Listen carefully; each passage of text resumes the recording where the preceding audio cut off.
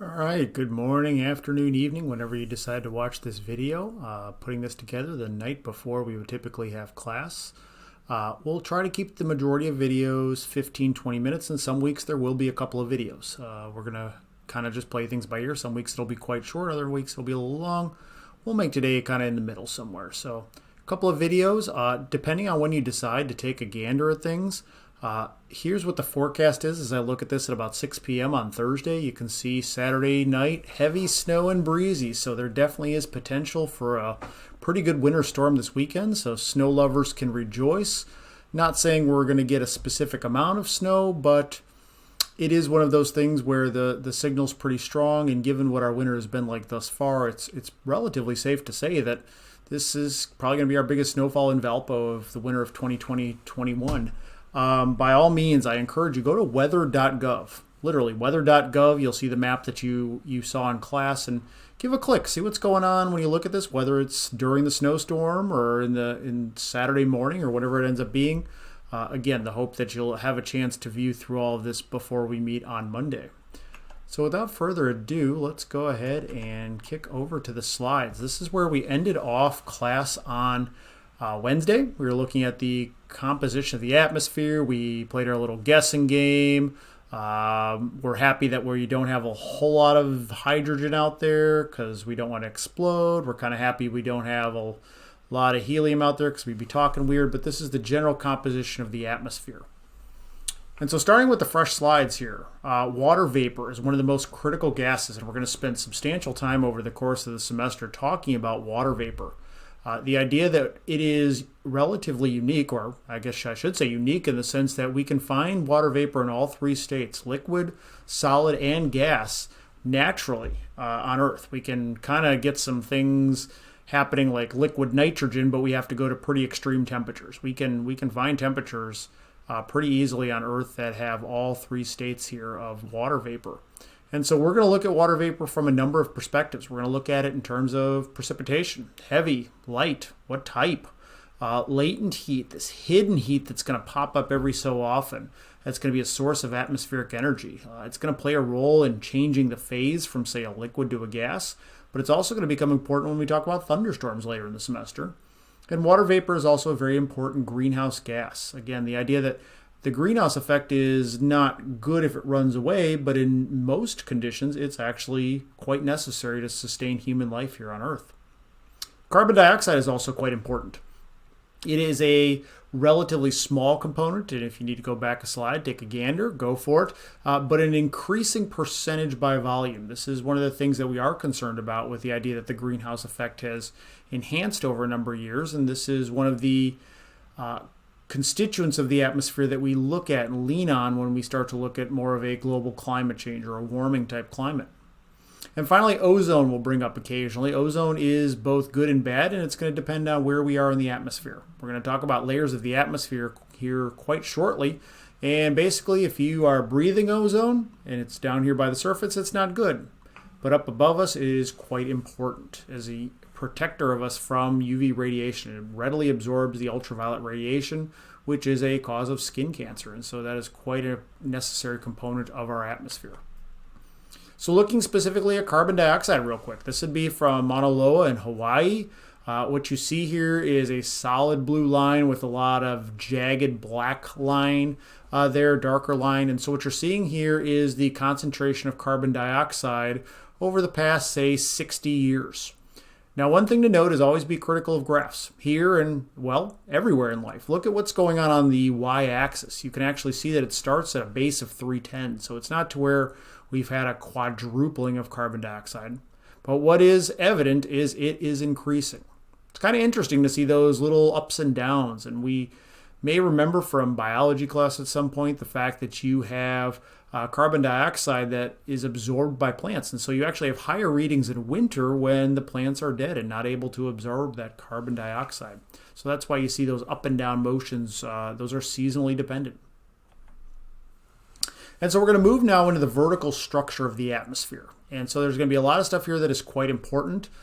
This is stuff that you absolutely will need to know as we get closer and closer to quizzes and exams. And so if you feel the need to kind of pause and take a few notes, please do. I encourage you definitely throughout the semester to take notes even through these Friday lectures. I do hope, again, that they provide you a little bit of freedom and a little bit of maybe a deep breath if you need it on certain weeks. Probably not here in week 1, but in future weeks it may be nice just to have a little bit of extra time on Friday and do this when it works best for you. But when we look at the vertical structure of the atmosphere, we're going to look at a couple of other variables that we talked about with our observations on Wednesday. Pressure, temperature, how do they behave as we look throughout our atmosphere? We'll look at the distribution of gases, the nitrogens, the oxygens. Are those going to stay the same? I hinted at this earlier, the idea that we have a portion of the atmosphere that is basically well mixed, and then we have some other areas where it becomes stratified or broken apart in terms of what gases exist where. And then we're going to get into the different layers and hopefully over time throughout the semester, in fact, motivate why you should care about these different layers. So first, let's talk about the value of pressure, air pressure in particular. Pressure is simply a force per unit area. And so a force in and of itself, and this is not too bad, so don't get too worried, it's just simply a mass that is accelerating. And so when we talk about air pressure, we're talking about the mass of air, the mass of the atmosphere, that's accelerating down towards the surface of the Earth due to gravitational effects. And so that becomes quite important because pressure is going to end up being this mass times gravity, or your force, divided by a certain area. What does this mean? We have a mass of air above us basically at all times in the atmosphere. Here down at the surface, we have the majority of Earth's atmosphere above us at all times. And so there's a large amount of mass that is moving towards the surface due to gravitational pull, and that gives us our pressure here at the surface. As we'll see as we move later into the semester, when we start to really look at things such as storms and cyclones and frontal boundaries, we're going to note that we want to focus on sea level pressure. And so when we talk about sea level pressure, we're trying to make everything on a level playing field. This will actually come up in a couple of labs from now. Standard sea level pressure is 1,013.25 if you want to be specific, millibars. You looked at millibars and other unit conversions in lab this past week. And so you'll see here a couple of things, the idea that you have millibars and hectopascals, which are the same. We also occasionally, especially in the field of aviation, will look at things in inches of mercury. And so one thing that's always important in classes like Meteorology 103 and basically most of your science or math classes is to make sure that you always put units. You don't want to have people confused or unsure about what you mean when you write a numerical value. And so one of the things that is actually quite simple about pressure in the atmosphere is that it always decreases as you go up in height. There are very few things in meteorology that are absolutes. This is one of them, so you can take this one to the bank and be happy. So in other words, here on the left, you can see what we would have down at the surface. Again, pressure is near 1,000 millibars. As you go up higher and higher in the atmosphere, you simply have less mass above you. And so the pressure decreases. So if you were to want to go on a hike to summit Mount Everest, this is why it is such a physical challenge. You have substantially less air up there. It is much more difficult to breathe. We're still in the area of the atmosphere where generally you have the same percentage of oxygen, but you simply have less air. So there's much less oxygen available to breathe. And so you can almost think of it like this column of ping pong balls, the amount of air molecules. And so if we're down here at the surface, you have a whole lot of air molecules pushing down towards you, a whole lot of air molecules to breathe. If, for instance, you were to go to Denver, Colorado, you'll be a little higher up and it'll be a little different. You may experience a little more difficulty in breathing. And then, as we say, as you go higher and higher up, you simply have less and less air available. And so again, you can see how much of the atmosphere, the vast majority of the atmosphere, lies below about 100 millibars. We'll look at some of these maps later in the semester, which we'll talk about whether on different levels, such as 300 millibars and 500 millibars. So again, always decreases as you go up in height, and the mass is simply going to decrease with height. It's that mass times an acceleration. Temperature, on the other hand, is a little more complicated. So again, pressure, take it to the bank. Temperature generally is going to behave in one way, but there are going to be a number of instances and definitely layers throughout the atmosphere that are always going to behave a little odd relative to the overall pattern. And so I put a few terms here that, again, you may wish to pause the video. Lapse rate, this idea that we are going to see a change in temperature, a lapse, with an increase in altitude. And so we oftentimes talk about lapse rate as how much does the atmosphere cool as you go up 1 kilometer. If you look at your schedule, for instance, you'll notice shade past midway through the semester, we get into atmospheric stability. We'll spend a lot of time talking about atmospheric lapse rates when we get to that point, and they become critical when we have to consider whether or not the likelihood of thunderstorms is high or maybe not so high. An isothermal layer, ISO, the same. Isothermal is simply going to mean a layer of the atmosphere in which the temperature remains constant as you go up with height. And finally, an inversion. An inversion is a somewhat interesting and sometimes pretty significant layer of the atmosphere in which temperatures actually warm with height. We'll get here real soon, in other words, next week, where we talk about the sun and energy and how we heat the atmosphere that we live in. The general sense is that the atmosphere is heated from below. The sun warms the earth warms the atmosphere. That means that typically as you go up with height, you move further away from Earth's surface, and therefore it starts to cool. So generally we cool with height, but there are times in which the layers can be isothermal or even warm with height, an inversion.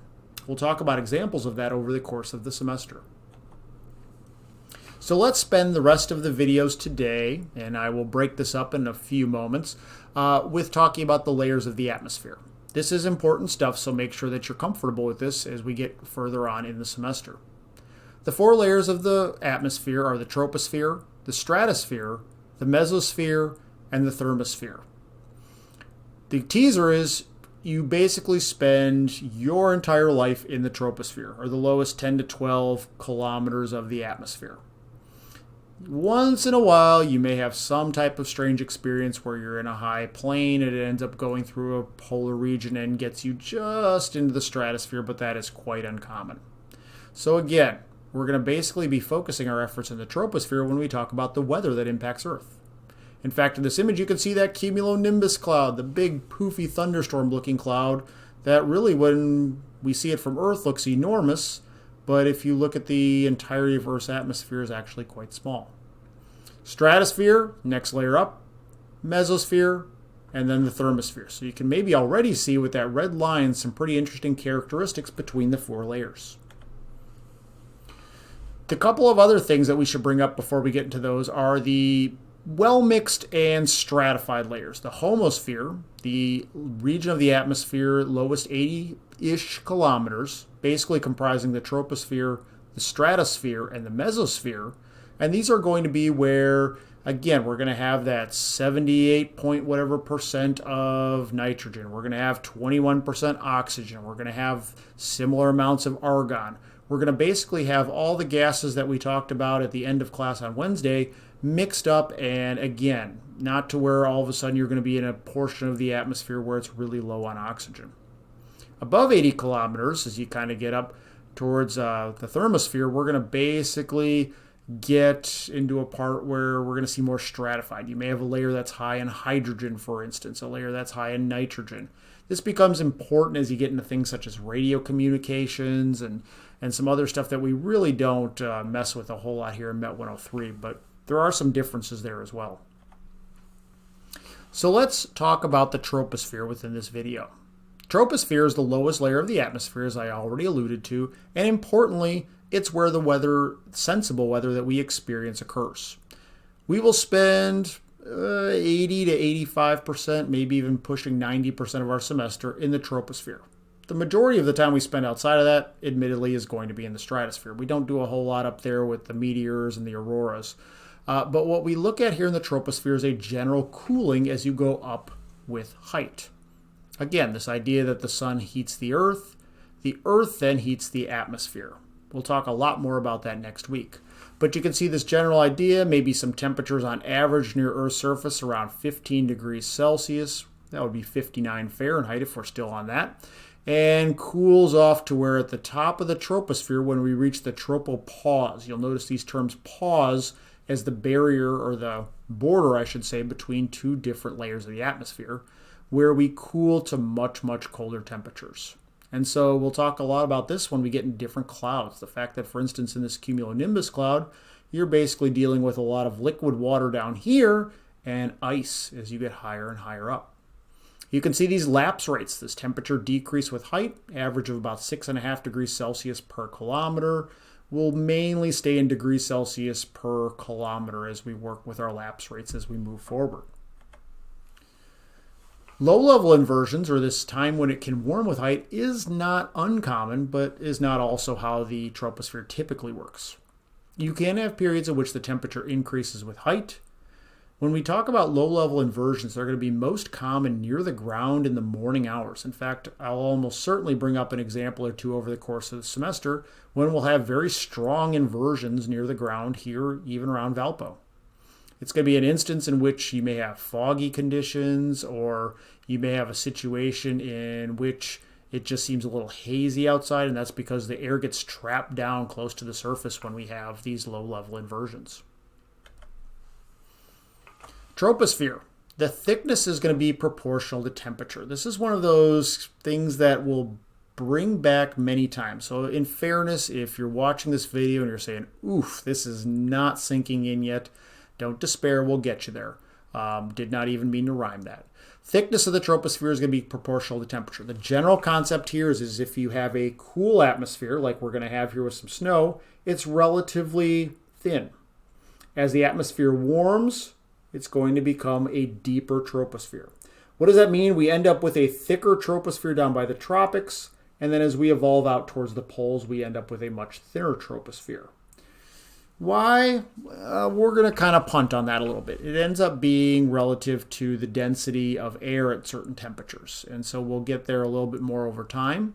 But that's the general idea. This becomes important as we start to talk about the differences between tropical locations and some of the polar regions, or us, the mid-latitudes, which are in between. And so I think that's a good place to stop for this slide. We'll be back in a few moments with the second video. Feel free to take a break or jump right into the stratosphere.